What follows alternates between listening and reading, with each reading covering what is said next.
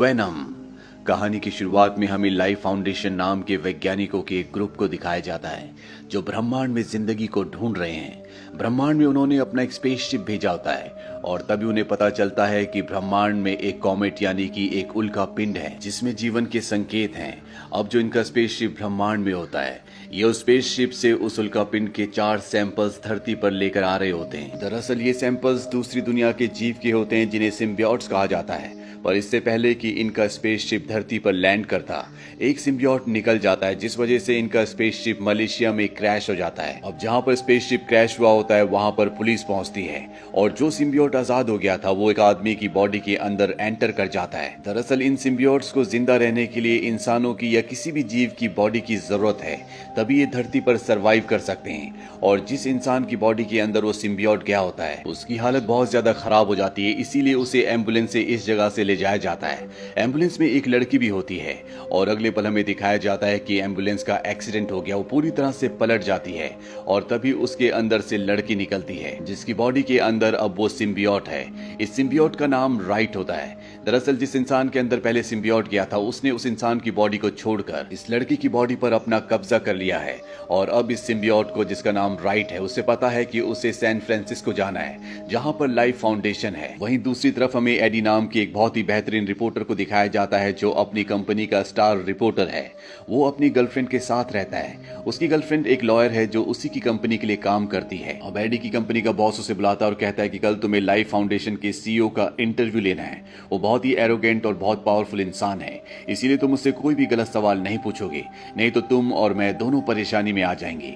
AD अपने घर वापस आ जाता है और तभी वो देखता है कि उसकी गर्लफ्रेंड के लैपटॉप पर एक मेल आया है जो कि कॉन्फिडेंशियल मेल होता है। उस मेल में लिखा होता है कि लाइफ फाउंडेशन धरती पर जिन सिम्बियोटिक्स को लेकर आई है वो उनका इस्तेमाल, उनका एक्सपेरिमेंट इंसानों के ऊपर कर रही है जिससे कई इंसानों की जान जा रही है। हमें जल्द से जल्द इसे रोकना होगा। और अब एडी को ये पता चल चुका है, इसीलिए जब वो लाइफ फाउंडेशन के सीईओ के इंटरव्यू के लिए जाता है तो एडी उससे वो सभी सवाल पूछना शुरू कर देता है जो एडी के बॉस ने उससे पूछने के लिए मना किया था। वो उससे कहता है कि तुम अपनी कंपनी में इलीगल तरीके से इंसानों को भर्ती करते हो, इसके बाद उनका क्या होता है, वो कहाँ चले जाते हैं, किसी को पता नहीं चलता। ये सवाल सुनते ही लाइफ फाउंडेशन का सीईओ इंटरव्यू खत्म कर देता है। एडी जब अपने बॉस के पास जाता है तो वो कहता है कि मैंने तुम्हें मना किया था, फिर भी तुमने उससे वही सवाल पूछे। वो हमारी कंपनी को खरीद के बंद कर सकता है, इसीलिए मुझे तुम्हें जॉब से निकालना होगा। एडी को जॉब से निकाल दिया जाता है, साथ ही उसकी गर्लफ्रेंड जो कि उसकी मंगेतर है उसे भी जॉब से निकाल दिया जाता है।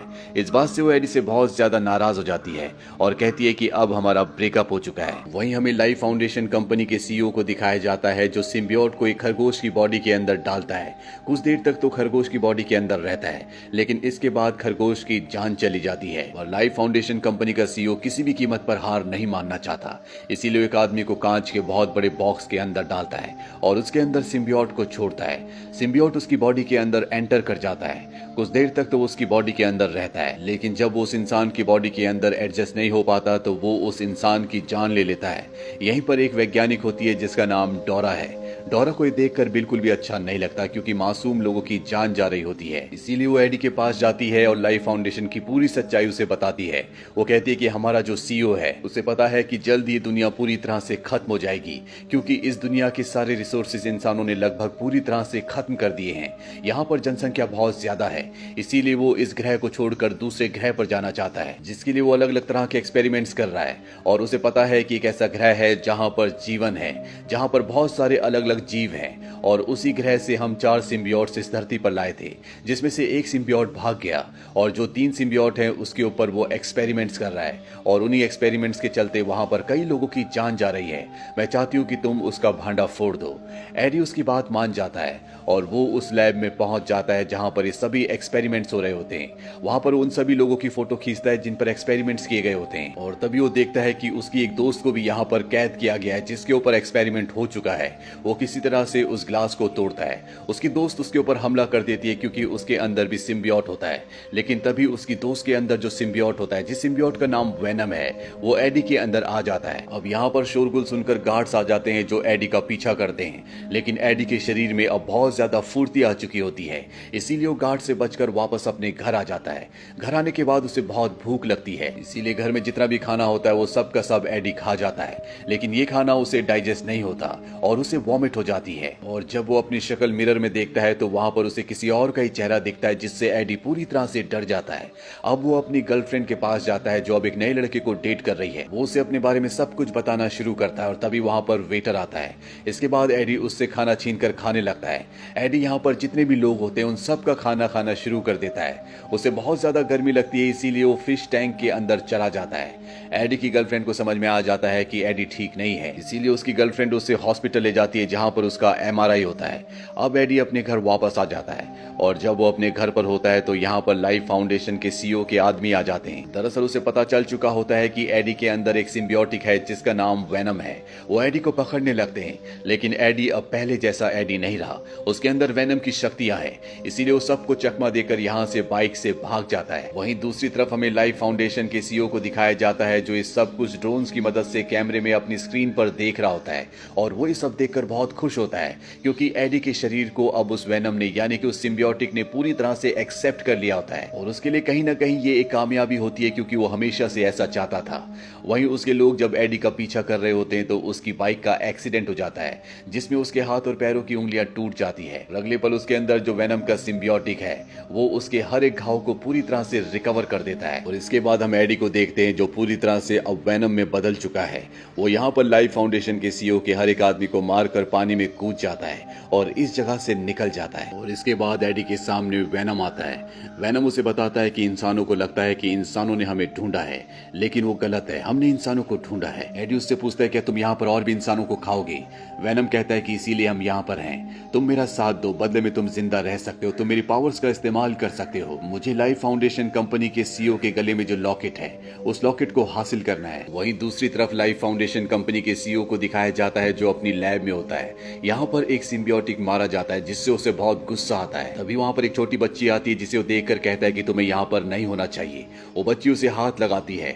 दरअसल उसकी बॉडी में भी एक सिम्बियोटिक होता है जो अब उसके अंदर चला जाता है। वहीं दूसरी तरफ एडी को दिखाया जाता है जिसके पास अब लाइफ फाउंडेशन कंपनी के सीईओ के खिलाफ सारे के सारे सबूत है, इसीलिए वो उस न्यूज़पेपर के ऑफिस में जाता है जहां पर वो कभी जॉब किया करता था और वो सारे सबूत टेबल पर रखकर यहाँ से निकल ही रहा होता है कि यहाँ पर स्वॉट की टीम आ जाती है। वो एडी को घेर लेती है और इससे पहले कि वो एडी को पकड़ती, एडी के अंदर जो वेनम होता है वो बाहर आ जाता है और वो एक एक करके सभी स्वॉट के ऑफिसर्स को बहुत बुरी तरह से मारता है और अब वो एक स्वॉट के ऑफिसर को खाने वाला होता है कि तभी यहाँ पर एडी की गर्लफ्रेंड आ जाती है जिसे देखकर वेनम दोबारा से एडी के रूप में आ जाता है। एडी उसे कहता है कि तुम्हें यहाँ पर नहीं होना चाहिए था। वो कहती है कि तुम्हें मदद की जरूरत है, तुम मेरे साथ चलो। एडी उसकी बात मान जाता है और इसके बाद वो उसे हॉस्पिटल ले जाती है जहां पर एक बार फिर से उसका एमआरआई किया जाता है। एमआरआई मशीन की वजह से उसके अंदर जो वेनम होता है उसके शरीर से बाहर आ जाता है जिससे एडी बहुत खुश होता है क्योंकि वो नहीं चाहता था कि उसके अंदर वेनम रहे। लेकिन तभी यहाँ पर लाइफ फाउंडेशन कंपनी के सीईओ के आदमी आ जाते हैं जो एडी को पकड़कर अपने साथ ले जाते हैं और अब उसके सामने सीईओ होता है। वो एडी से कहता है कि जो तुम्हारे अंदर है वो तुम मुझे दे दो, पर एडी कहता है कि तुमने बहुत देर कर दी, अब वो मेरी बॉडी के अंदर से निकल चुका है। और तभी सीईओ जिस तरह से एडी बदला करता था वो भी बदल जाता है, वो एक दूसरे रूप में आ जाता है और ये जो सिम्बियोट होता है इसका नाम राइट था जो कि उस बच्ची से इसके अंदर आया था। कहानी की शुरुआत में वो सिम्बियोट जो कि मलेशिया से जहां पर स्पेसशिप क्रैश हुआ था एक लड़की के शरीर के अंदर उस जगह से फ्रांसिस्को के लिए निकला था। दरअसल उसने कई शरीर बदले थे और अंत में वो एक बच्ची के शरीर में आया और इसके बाद वो सीईओ की, और अब सीईओ के अंदर भी एक सिम्बियोट है और इसका नाम है राय। और अब जब सीईओ को पता है कि एडी की बॉडी के अंदर सिम्बियोट नहीं है तो वो अपने आदमियों से कहता है कि एडी को मार दो। उसके आदमी एडी को जंगल में ले जाते हैं और इससे पहले कि वो एडी को मारते यहाँ पर एडी की गर्लफ्रेंड आ जाती है जिसके अंदर अब वेनम है। वो यहाँ पर सबको मार देता है और इसके बाद वेनम वापस से एडी की बॉडी के अंदर आ जाता है। और अब एडी को और वेनम को पता है कि सीईओ के अंदर जो सिम्बियोटिक है जिसका नाम राइट है उसके और सीईओ के बीच में एक एग्रीमेंट हुआ है। सीईओ उसे उसके प्लेनेट में ले जाएगा ताकि और भी सिम्बियोट को यहाँ धरती पर लाया जा सके और एक बार अगर दूसरे सिम्बियोटिक यहाँ धरती पर आ गए तो धरती से वो पूरी तरह से जीवन को खत्म कर देंगे। इसीलिए वेनम और एडी फैसला करते हैं कि वो सीईओ को किसी भी कीमत पर रोकेंगे।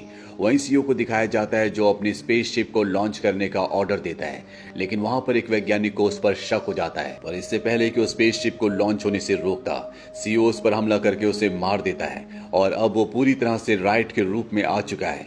वो यहाँ पर सभी वैज्ञानिकों को मार देता है और इसके बाद वो उस तरफ भागता है जहां पर स्पेसशिप है। लेकिन अब उसके सामने एडी यानी कि वेनम आ चुका है। इन दोनों के बीच में घमासान फाइट हो जाती है। तभी यहाँ पर एडी की गर्लफ्रेंड आ जाती है और वहां पर जो स्पीकर्स होते हैं वो उसे हाई फ्रीक्वेंसी पे ऑन कर देती है, जिस वजह से इन दोनों की बॉडी से इनके सिम्बियोटिक रायट और वेनम बाहर आ जाते हैं। दरअसल उसे पहले से पता था, क्योंकि जब एडी को एमआरआई मशीन के अंदर डाला गया था तो हाई फ्रीक्वेंसी की वजह से उसकी बॉडी से वेनम बाहर आ गया था और एक बार फिर से अब इन दोनों की बॉडी से इनके सिम्बियोटिक बाहर है। लेकिन सीओ किसी तरह से अपने सिम्बियोटिक को यानी कि राइट को अपनी बॉडी के अंदर डाल देता है और इसके बाद वो एडी के पास जाकर उसे मार देता है।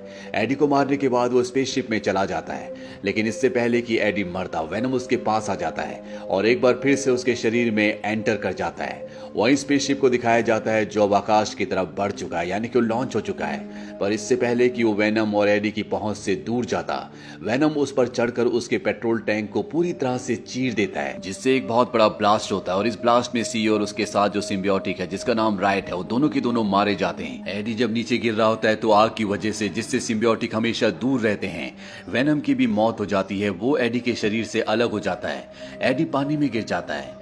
इसके बाद दिखाया जाता है कि एडी एक बार फिर से जर्नलिस्ट बन चुका है। उससे उसकी गर्लफ्रेंड मिलने के लिए आती है। वो एडी से कहती है कि मैं तुमसे प्यार करती हूँ, लेकिन अब मैं अपने नए बॉयफ्रेंड को नहीं छोड़ सकती। तभी एडी उसे कहता है कि हम तुम्हें वापस हासिल कर लेंगे। ये सुनने के बाद वो पूरी तरह से हैरान हो जाती है। उसे शक होता है कि एडी के अंदर अब भी वेनम है, जिसके बारे में एडी उसे कहता है कि वेनम मेरे शरीर को छोड़कर जा चुका है। और ये कहकर एडी वहां से निकल जाता है, लेकिन रास्ते में वो वेनम से बात करता है जो अब भी उसके शरीर के अंदर होता है। वो कहता है कि तुम किसी भी शरीफ इंसान को नहीं खाओगे, तुम उन इंसानों को खा सकते हो जो गलत हैं, जो क्रिमिनल्स हैं। और एडी और वेनम के बीच में ये बॉन्ड हो जाता है, यानी कि अब शहर में जितने भी क्रिमिनल्स हैं ये दोनों मिलकर उन सब का सफाया करेंगे।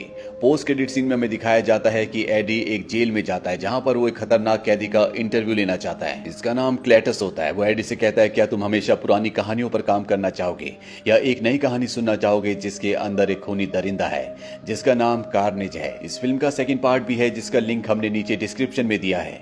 ये फिल्म ईयर 2018 में रिलीज हुई थी। IMDb पर इसकी रेटिंग है 6.6। उम्मीद करते हैं कि ये कहानी आपको पसंद आई होगी।